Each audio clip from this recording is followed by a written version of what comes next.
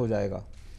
आपको ये सोचना चाहिए कि मेरे को किस तरह का लाइफस्टाइल जीना है। जैसे कि आप देखिए, एक टीचर का लाइफस्टाइल डिस्टिंक्ट है, एक अकाउंटेंट, चार्टर्ड अकाउंटेंट का लाइफस्टाइल डिस्टिंक्ट है, एक लॉयर का लाइफस्टाइल डिस्टिंक्ट है, एक इंजीनियर का, होटल मैनेजमेंट का, एयरलाइन वाला, बिजनेस वालों का, गवर्नमेंट सर्वेंट का लाइफस्टाइल एकदम अलग अलग डिस्टिंक्ट है। बिल्कुल।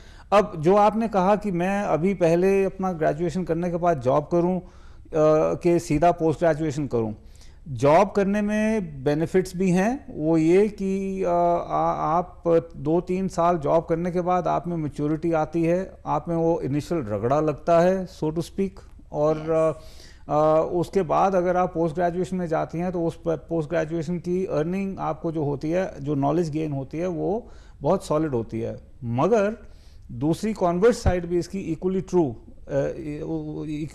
है। वो ये कि हमारी इंडिया सभ्यता, इंडियन सिविलाइजेशन का जैसे हम अपनी ज़िंदगी जीते हैं, तो शायद ये भी हो सकता है आपके पेरेंट्स आपकी शादी की बात कर रहे हों, आप सोच सकती हैं कि मेरे को सेटल होना है। और ये ज़रूरी नहीं कि आप एज ए लेडी ही मैं बात कर रहा हूँ, क्योंकि ये लड़कों के लिए भी पेरेंट्स से प्रेशर आना, 25-26 साल की उम्र होती है तो प्रेशर आना शुरू हो जाता है कि बेटा शादी कर ले, सेटल हो जा। तो ये सारा आपको अपने फैमिली का माहौल, आपकी खुद की टेम्परमेंट, ये सब कुछ लेते हुए ही आपको डिसीजन लेनी चाहिए। ये क्योंकि नवीन चोपड़ा ने बोल दिया, ये नहीं होना चाहिए। शायद दूसरी चीज़ एक नवीन जी ये भी होती है कि अगर एक बार आपको काम करने की आदत पड़ जाए ना, तो उसके बाद अगर ब्रेक आ जाता है, हाँ। तो पढ़ना में थोड़ा और दिक्कत होता है। वो फोकस जैसे हम जो बात कर रहे थे, वो पढ़ने, वो लिखना, किताबें खोल, वो एक एग्जाम देना, उसका एक रिदम भी टूटता है। हमारे लिए, हमारी सिविलाइजेशन में ये ट्रू है, मगर वेस्टर्न सिविलाइजेशन में ये सही नहीं है। बिकॉज आप वेस्टर्न सिविलाइजेशन में अगर आप जाते हो, आप इंग्लैंड चले जाइए, ऑस्ट्रेलिया चले जाइए, न्यूजीलैंड, कनाडा, यूएस, आपकी क्लास में 35-40 साल, 50 साल के, 60 साल के बुड्ढे भी मिलेंगे। बिल्कुल। कई बार। And I think this concept is changing even in India. लोग एक ब्रेक के बाद, एक जब अर्ली बर्नआउट हो जाता है, आप बहुत ही कम उम्र में आप एक बड़ा पोजीशन हासिल कर लेते हैं, एंड देन मिड लाइफ में आप आकर सोचते हैं नाउ व्हाट। सो बहुत सारे लोग ब्रांच आउट करते हैं और करियर में एक दूसरी स्टेज पे आके पोस्ट ग्रेजुएशन करते हैं। बात करेंगे, हमारे साथ एक और कॉलर हैं जयपुर से, देखते हैं कि उनका सवाल क्या है। Welcome to the show. आप बताइए क्या सवाल है आपका। Ankur. Good evening sir. Good evening sir, मैं ये जानना चाहता हूँ कि अभी मैं 3rd ईयर सीएस का स्टूडेंट हूँ।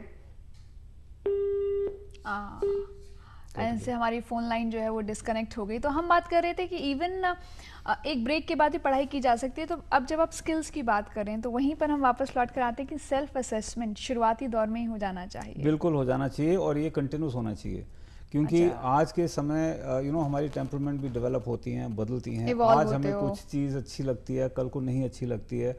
एक चीज़ जो आप नहीं करना चाहते हो वो ये कि आप किसी इस एरिया में घुसे और वो उसमें जाने के बाद आपने, अरे यार मैं यहाँ कहाँ फंस गया, मैंने ये तो नहीं सोचा नहीं था।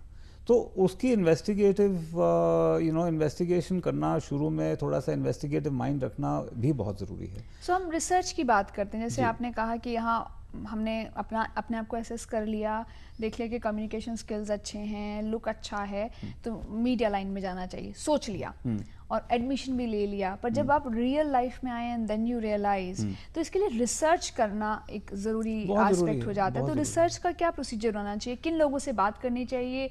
इंटरनेट जैसे आपने बताया कि बहुतायत है, सो क्या सही तरीका है रिसर्च का और कैसे करें? सबसे पहले जो नहीं करना चाहिए वो ये कि आप अपने एज ग्रुप के पीयर्स के साथ ये करियर प्लानिंग मत करिए, डिस्कस करिए, खुलेआम करिए, मगर वहाँ पे आप करियर प्लानिंग में मत जाइए। अगर आपको करियर प्लानिंग कर रहे हो तो आपने मीडिया का सोचा, तो आप अपने सर्किट में या किसी तरह से कनेक्शन बना के उन लोगों से बात करिए जो मीडिया में हैं, जिनका एक्सपीरियंस है मीडिया में, उनसे कम से कम कुछ तो बात होनी चाहिए। कुछ लोगों के साथ 2-4 कहीं से भी आपको ढूंढ के, और कोई ऐसी बड़ी बात नहीं है क्योंकि आज की दुनिया में सब लोग ओपन भी हैं। अगर मैं मानिए मैं चाहूँ कि मेरे को पता होना हो करना हो कि भाई एक प्रेजेंटर की कैसी ज़िंदगी है, तो निश्चित है कि अगर मैं उसके पीछे पड़ जाऊँगा तो किसी ना किसी के साथ मैं ज़रूर कर पाऊँगा, किसी प्रेजेंटर के साथ ज़रूर बात कर पाऊँगा कि आप बताइए, आप इतने सालों से आप प्रेजेंट कर रही हैं, इसमें क्या इन्वॉल्व है, इसमें मेरी हेल्प करिए। और अगर आप इसको इस मुद्दे को आप स्कूल्स की एडमिनिस्ट्रेशंस के सामने रखते हो, वहाँ पे डिमांड रखते हो, तो वो लोग भी इन्वॉल्व कर सकते हैं. Idea is that talk to sensible people, talk to people who will give you good advice and unbiased advice. उसमें उनका अपना commercial interest माइनस होना चाहिए.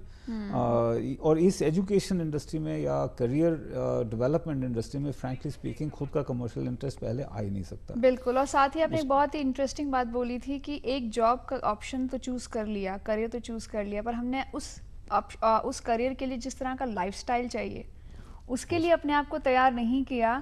तो बहुत दिक्कत होगी. इस वक्त उड़ीसा से हमारे पास एक कॉल है, देखते हैं वो क्या कहते हैं. Welcome to the show. क्या सवाल है आपका? हेलो. हाँ जी, क्या सवाल है आपका? Hello ma'am, good evening.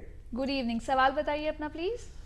हाँ, मैं पूछना चाहता हूँ कि जो बीएससी के बारे में, बीएससी के बाद बायोटेक्नोलॉजी करते हैं ना जी, तो कौन सा लाइन होता है बायोटेक्नोलॉजी? बीएससी के बाद ये बायोटेक्नोलॉजी में जाना चाहते हैं, राइट? जी जी. सो ये कहने कि अगर मैं बीएससी करने के बाद बायोटेक्नोलॉजी में जाना चाहूँ तो क्या ये सही है और कौन सा इंस्टीट्यूट? बिल्कुल सही है. बायोटेक्नोलॉजी का बहुत अच्छा, बहुत बढ़िया और ब्राइट फ्यूचर है इन ब्रॉड सेंस. अगर आप देखते हो तो आज के समय में हर आई मीन देखिए, applied mathematics is physics, applied physics is you know is chemistry, and applied chemistry is biosciences and life.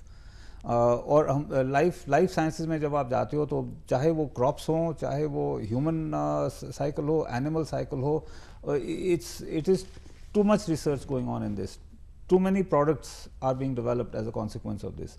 So biosciences, biotechnology is very very important. और अगर आप उसमें इंटरेस्ट रखते हो, ये सबसे पहली बात आपके इंटरेस्ट की है. पैसा as a by product of excellence होना चाहिए. हम सब लोग उल्टा घोड़े को पीछे लगा देते हैं और काट को आगे रख देते हैं. हम सब पहले सोचते हैं कि पैसा कितना बनेगा.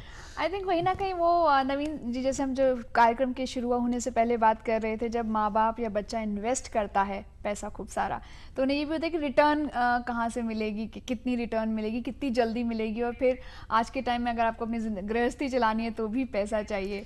नहीं, ये बहुत मेजर मुद्दा है, इसमें कोई शक नहीं है. मगर आप इस चीज़ को सोचिए ना कि आज का समय बदलाव इतनी तेज़ी के साथ जो हम कह रहे थे. बदलाव पे बात करेंगे. माफ़ी चाहती हूँ आपकी बात को काट रही हूँ. और कार्यक्रम के समय को देखते हुए कॉलर हैं, पहले उन्हें हम लेना चाहेंगे. आपका नाम विजेंद्र है. विजेंद्र जी, स्वागत है आपका. बताइए क्या सवाल है. मैं 12th में हूँ और मैं आईएएस बनना चाहता हूँ, तो मुझे आगे क्या करना होगा? आप आईएएस बनना चाहते हैं, राइट? हाँ, ये sir. Indian administrative service. Indian administrative service के लिए तो आईएएस की प्रिपरेशन आपको करनी पड़ेगी, जिसमें आपकी knowledge of history, general knowledge, you know some maths, और सारे सब्जेक्ट्स आपको स्टडी करने पड़ेंगे. आई मीन बड़ा टफ कंपटीशन है, आप भी इस चीज़ को जानते हो. तो आपको वही जो मैं कहने जा रहा था जिस समय हम आपकी कॉल आई, कि देखिए ये एक परस्यूट ऑफ एक्सेलेंस, मतलब कि एक्सेलेंस के पीछे भागने वाली बात कर रहे हो. आपको आईएएस ऑफिसर बनना है तो बनने से पहले ही आपको एक्सेलेंस के पीछे भागना पड़ेगा. क्यों? आपके नंबर इतने हाई होने चाहिए कि आप पहले 300 या 400 जो भी अफसर सिलेक्ट होते हैं उसमें आपका नंबर आए. उसके बाद आपको इंटरव्यू क्लियर करनी है, उसकी प्रिपरेशन आपको करनी पड़ेगी.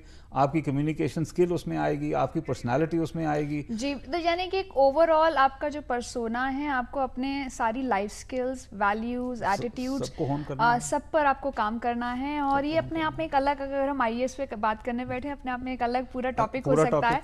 आज के लिए हमें यहाँ पे समेटना पड़ेगा. और यस, क्वेरीज बहुत सारी आ रही हैं, मोर एंड मोर, पर आज यहाँ पे हमें लगाम लगानी पड़ेगी. And thank you so much Naveen ji. Thank you for having me. Thank you so much. I hope it was